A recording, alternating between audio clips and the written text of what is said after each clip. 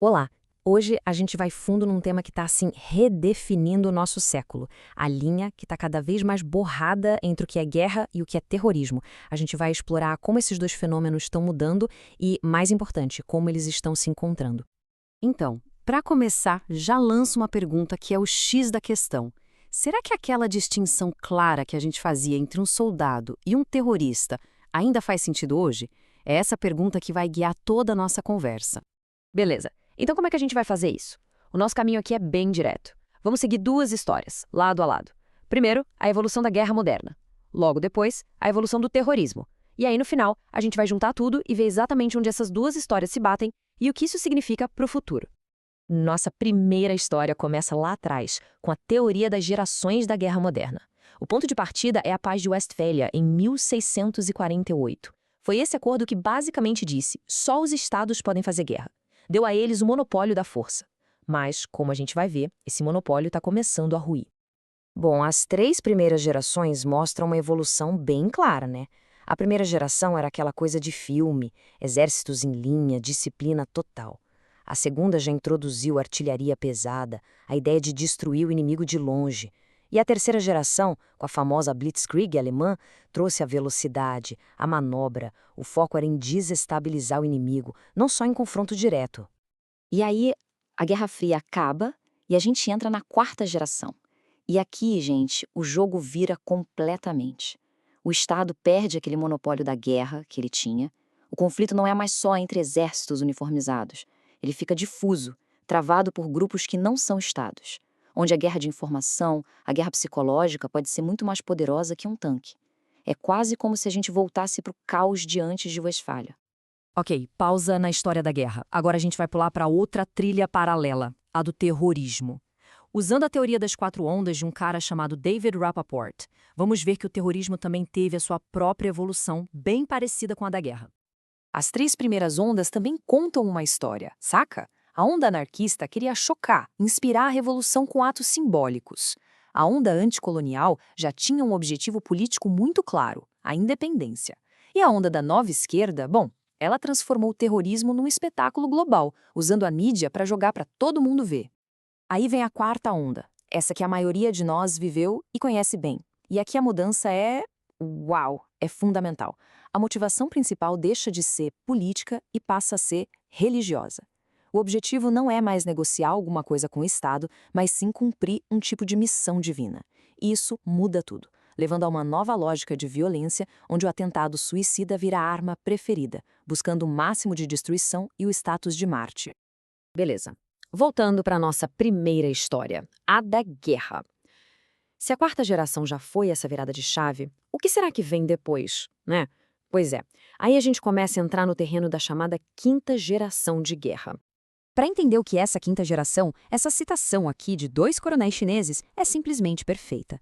A guerra deixa de ser só sobre tanques e aviões. Ela se torna irrestrita.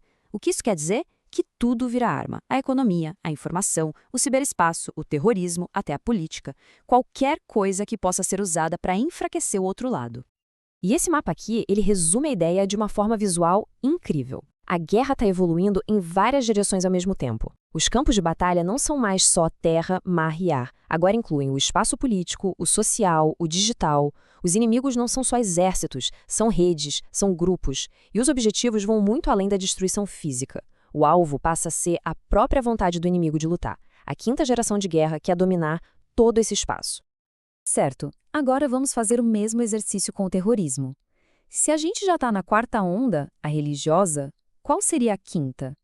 É aqui que a coisa fica mais especulativa, mas os analistas já estão de olho em algumas tendências bem claras. O que as teorias apontam é para uma ambição cada vez maior, sabe? Não é mais só sobre atacar, mas sim sobre construir. A gente vê grupos evoluindo para se tornarem quase semi-estados. Eles controlam territórios, cobram impostos, oferecem serviços. Eles desafiam a própria ideia de nação, como o ISIS tentou fazer ao recriar um califado. E é agora que a gente chega no ponto central de toda essa nossa conversa. Depois de seguir essas duas linhas do tempo, a da guerra e a do terrorismo, a gente vai ver onde elas finalmente se encontram. E o encontro é dramático. Olha só isso! É de cair o queixo. De um lado, a gente tem a guerra de quinta geração, que usa qualquer meio para fazer uma sociedade implodir. Do outro, o terrorismo de quinta onda, que tenta criar seu próprio modelo de Estado. Gente, percebe? A descrição é praticamente a mesma. É a mesma coisa, com nomes diferentes. E essa tabela aqui, ela bota os pingos nos is. Olha lá, os atores são os mesmos, grupos não estatais. Os métodos, os mesmos. Poder econômico, social, tudo vira arma. A tecnologia, a mesma. Redes sociais, novas tecnologias. E o resultado final, o mesmo. Essa tal zona cinzenta, um lugar onde nunca há paz de verdade. Só um estado de conflito sem fim. Então, a grande conclusão é essa, e é bem pesada. A gente está entrando numa era onde não existe mais tempo de paz e tempo de guerra do jeito que a gente conhecia. O conflito vira uma tensão constante, de baixa intensidade talvez, mas que está sempre lá, acontecendo em várias frentes ao mesmo tempo. Tá, mas e daí, na prática, o que isso tudo significa para o nosso futuro, para a segurança de todo mundo?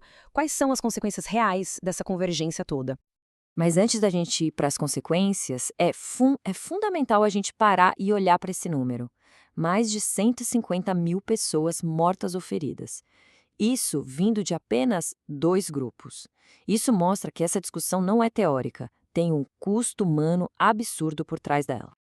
Então, para a gente fechar, o que fica de tudo isso? Primeiro, que os nossos modelos de defesa baseados em exércitos que lutam contra outros exércitos já não dão mais conta. Segundo, as linhas entre o que é crime, o que é terrorismo e o que é guerra simplesmente se apagam.